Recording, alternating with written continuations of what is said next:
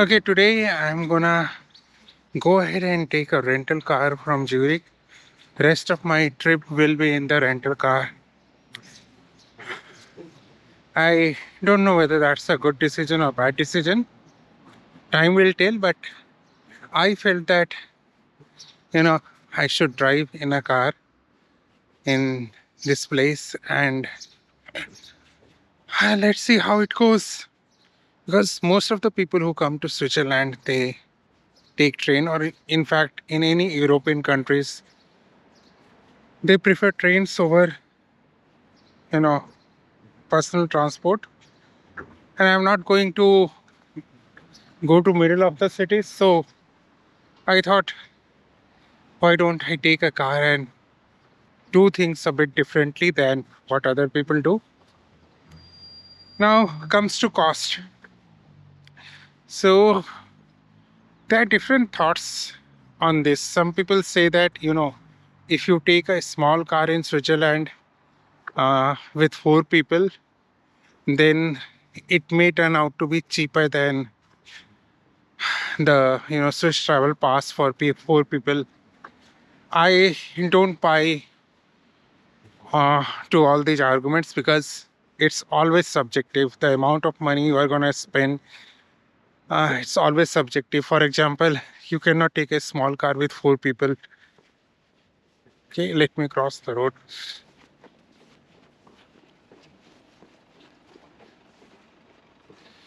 Okay, so yep, you have to have your luggage. There will not be any boot space. So cost is individuals' way of doing things. You have to calculate. Okay, and for me, the cost turned out to be more than what I thought I will pay uh, had I taken a Swiss travel pass. Cost wise, it turns out to be way more than what I would have spent on a train. Why I did that? Just that it's a different experience.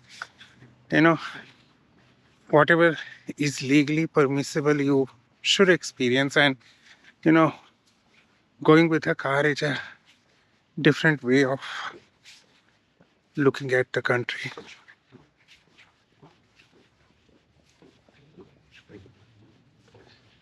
Okay, so I'm gonna go to a station. I'm gonna catch my train to airport, and then yes, I'll show how the car rental goes. Okay, see you. Switzerland is one of the most beautiful places on earth, and everybody want to explore it. Most people, if not all, they come here and explore it on trains. But I decided something else. I decided to explore it on car. And in today's video, I'm going to share with you my experience of renting a car in Switzerland.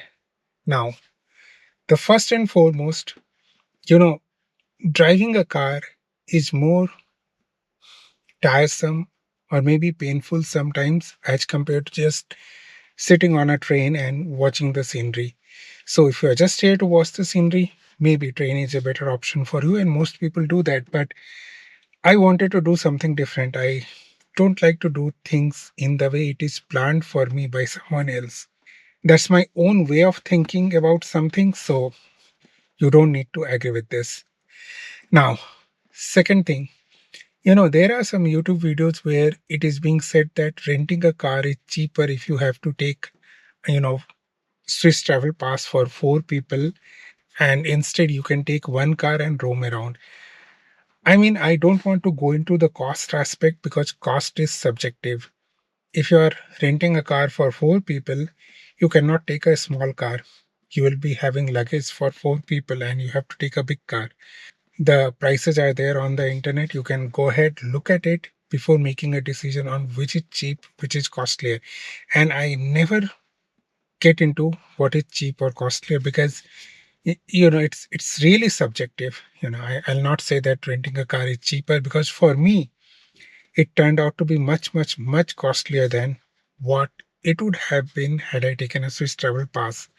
And on top of that, there are various insurances you have to take. There is a risk of getting a ticket, and that ticket may come after your rental period is over. You have to take care of speed limit, and there are many things. So if you're not comfortable driving a car, left hand drive, you're not comfortable driving in US or other places, or Canada or other places, I don't think Europe is for you, because as compared to US or Canada, the roads are narrow. The traffic rules are a bit different. Let me tell you the biggest difference between US and Europe. So there is a concept of roundabout, and that is not there in US. At least I have never seen it. So there is always a traffic light, or there will be a flyover. But in Switzerland, I have seen a roundabout in multiple places. You have to be very careful about the exit. And let me tell you something interesting about driving in Zurich. So, when you drive on the road, you navigate through people, bicycles, bike, other cars. But in Zurich, there was one more thing, that is the tram. The trams runs on the roads itself, and at some places you are not supposed to go to the tram route, and at some places where there is no space, you can go with the tram route. So if you are on a traffic signal, and let's say you have to take left or right, and if you are looking at the roads from the traffic signal and you are used to driving in the US, you will see that, okay, I'll go straight and take left because there is a road, but that road may be for the tram, and you have to make sure that you are taking the road which is not for the tram, right? Similarly, when you are turning right side, the immediate right you have to turn most of the time, because the next right may be for the tram, or maybe vice versa, the immediate right will be for the tram.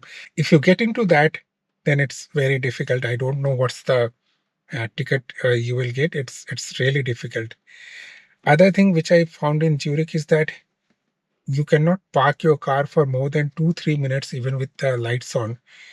I was loading my luggage from an Airbnb which I took in Zurich, and I parked my car there. I mean, outside the road, where my taxi dropped me. So I suppose I can stop there. Parked my car. I went upstairs. I took my luggage. It was around 5 to 7 minutes, and one police personnel came to me, and I was really surprised by the, you know, within 7 minutes, somebody was coming to me and talking to me why I had parked my car there, and they were nowhere in the site. I don't know how they come to know about it. So I told the lady that, ma'am, I'm just loading my luggage. They are nice, they are helpful, but you cannot park in any place just like that as you do in US, right? In any parking, you can go there and there are ample parking. But in Europe, inside the cities, parking places are almost non-existent. So that's one of the biggest difference I have seen. So that's why, at least within the city, people try to travel with public transport, and there are very good public transport. I had to go through the city because when I took this car, came to my Airbnb, and from my Airbnb, while I am going to the, Titlis, the Endelberg place where I am right now. So during that time, I had to navigate through the city, but luckily, I think now I am comfortable. I realized what is the tram routes, what are the cycle route, what is yielding means, and every roundabout you have to yield. So all those things you have to be careful about before renting a car in Europe.